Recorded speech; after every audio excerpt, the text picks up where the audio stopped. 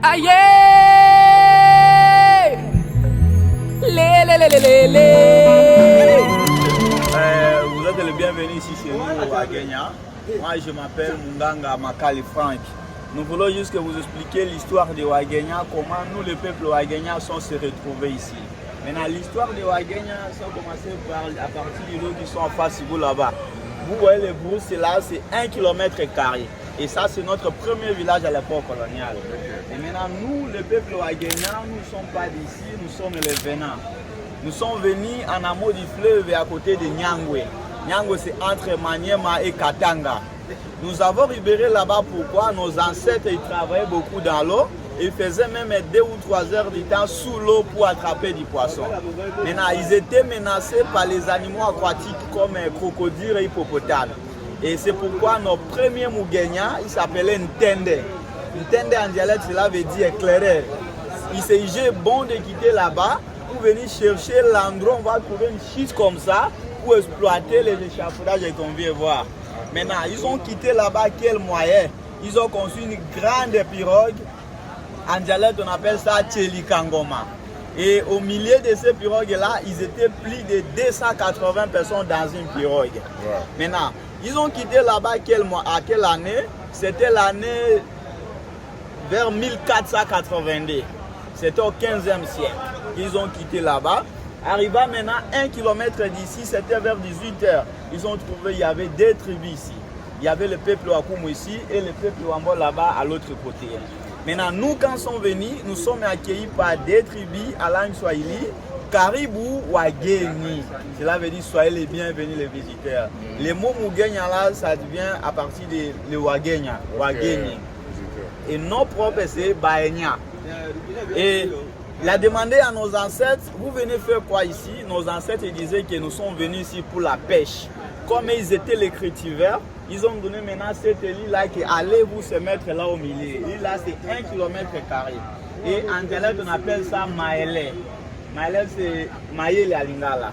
Et nos ancêtres, ils ont traversé là-bas, ils ont conçu leur maisonnette là-bas et ils commençaient maintenant à exploiter les échafaudages. Il y a tous les 2 livres parce qu'il y a 2 pêcheries ici chez nous. Ça, c'est la petite pêcherie. Là-bas au milieu, c'est la grande pêcherie. Pendant la saison sèche, nous travaillons là-bas au milieu. Comme il y a beaucoup d'eau, nous travaillons ici à la petite pêcherie. Maintenant, si nos ancêtres étaient là-bas, arrivant maintenant l'année 1883, les explorateurs arrivent à s'installer. Ils faisaient leur découverte pour aller rencontrer avec David Livingstone à Ujuja, Tanzanie. Arrivé ici chez nous, c'était vers 18h. A jeté un coup d'œil là-bas, il a remarqué beaucoup de fumée dans les brousses. Tellement il était curieux pour aller voir ce qui se passe à l'intérieur. Il demandait à nos ancêtres, ils ont démontré leur canot et il a traversé là-bas. Arrivé là-bas, comme il était très bien accueilli, il a passé aussi 2 nuits là-bas avec nos ancêtres. Et maintenant, avant de quitter l'île, il demandait à nos ancêtres, et si vous êtes à quel endroit? Nos vieux papas répondit à langue swahili, tout comme Kisanga. Kisanga c'est île. Maintenant, c'est ce temps-là qui est augmenté maintenant, NI à la fin de Kisanga, ça devient Kisangani à partir de cette île-là. Okay. Donc, le nom de vie de Kisangani, ça devient à partir de l'eau qui sont en face de là-bas. Maintenant, nous avons libéré là-bas pourquoi? Nous avons libéré là-bas pourquoi? Si nos ancêtres arrivent ici pour faire du travail, à ce moment-là, ils faisaient un troc entre 2 tribus. Nous, on donne le peuple Wakumu, on boit du poisson, et donne banane et planter les manioc aussi. Okay. Maintenant, au cours de la route ici, nos ancêtres se retrouvent là-bas, ils buvaient beaucoup d'alcool. Suivre cela, à boire traverser d'eau, ils faisaient beaucoup de noyades dans l'eau. Le matin, si on veut faire les nas, au lieu de trouver les poissons, on trouve les cadavres, les gens à l'intérieur qui sont déjà morts. Et c'est pourquoi notre premier chef coutumier, il s'appelait Mongo Aifila. Il a été décédé à 152 ans. Et ça tombe, ça se trouve là-bas au milieu. Mongo, ça veut dire quoi? Peuple de Dieu? Mongo, ça veut dire quoi? Mongo, ce sont les Quatels. Mais la signification de Mongo, le mot Mongo? Là, je ne sais pas. Je connais seulement notre signification. Et maintenant, il s'agit bon de quitter là-bas pour venir se négocier entre 2 tribus parce qu'ils étaient les cultivars. Ils ont refusé catégoriquement de libérer cet espace. Maintenant, comme nos ancêtres étaient trop guerriers, ils ont utilisé d'autres moyens de faire combattre les 2 tribus. et ils ont chassé les peuples Wakumu et Wambole par la force. Les Wambole, ils ont fui maintenant vers Opaladé, 165 km. Les peuples Wakumu, ils sont partis vers route aéroport, à Saint-Route et Bouta. Et nous, le peuple Ouagagnan, on s'est occupé tous les 4 coins. Les chefs du village, il est là au milieu. Vous voyez les maisons là-bas, à l'intérieur là-bas, sous cette antenne là-bas. Ouais. Et c'est là où habite le chef Boutime. Ça, c'est une île aussi. Okay. Et ce qui est maintenant là, c'est le 4e chef depuis l'époque coloniale. Donc nous sommes 4e génération. Okay. Et les vieilles maisons que vous voyez à l'intérieur là-bas, ça a été construit par les fonds du roi Baudouin, le roi belge. Quand il est venu ici au Congo, son premier voyage, c'était l'année 55. Il est arrivé ici chez nous. Comme il était très bien accueilli, il a trouvé notre chef dans une maison du Baïk. Il a donné les fonds pour construire au moins 4 vieilles maisons de matériaux durables. Depuis 1956 jusqu'à maintenant, ça se trouve là-bas au milieu. Et là maintenant, ça reste lié sacré pour le peuple ouagagnan. Et là au milieu, il y a une seule dame, elle est là. Elle a 92 ans, mais elle est vierge. Oh. Ouais. Elle vit jusqu'à Elle aujourd'hui. vit jusqu'aujourd'hui. Depuis que nos ancêtres sont venus ici, c'est la deuxième dame. La première dame, elle a été décédée à 142 ans. Et comme elle est là, elle est comme elle est de Ouagagnan. S'il y a un problème au village, c'est elle, c'est la première. Et puis, elle va transmettre les messages aux chefs et les notables. Et pour accéder là-bas, il faut des cérémonies. On accède. Là, c'est sacré. Là, si vous rentrez là-bas sans autorisation du chef, là, vous ne rentrez plus. Vous vous perdez. Vous allez sacrifier. Mais j'ai été là-bas 2 fois avec un groupe.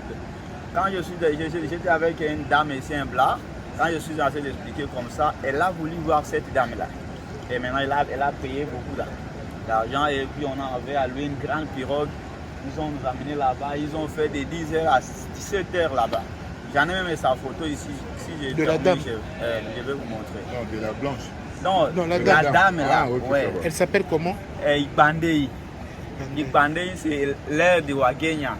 Donc, comme elle est là, s'il y a un problème, en tout cas, il connaît déjà une semaine avant et puis il va transmettre le message au chef. Et chaque 0 est chef et le notable. Il rentre là-bas pour amener à manger, les réunions, il fait tout ça là-bas à l'intérieur.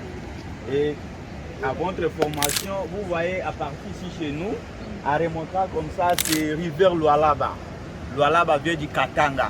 Ça se limite ici chez nous. Et le fleuve Congo récupère maintenant à partir de Chitouagagnan jusqu'à Bumbali Salambanda à Kinshasa.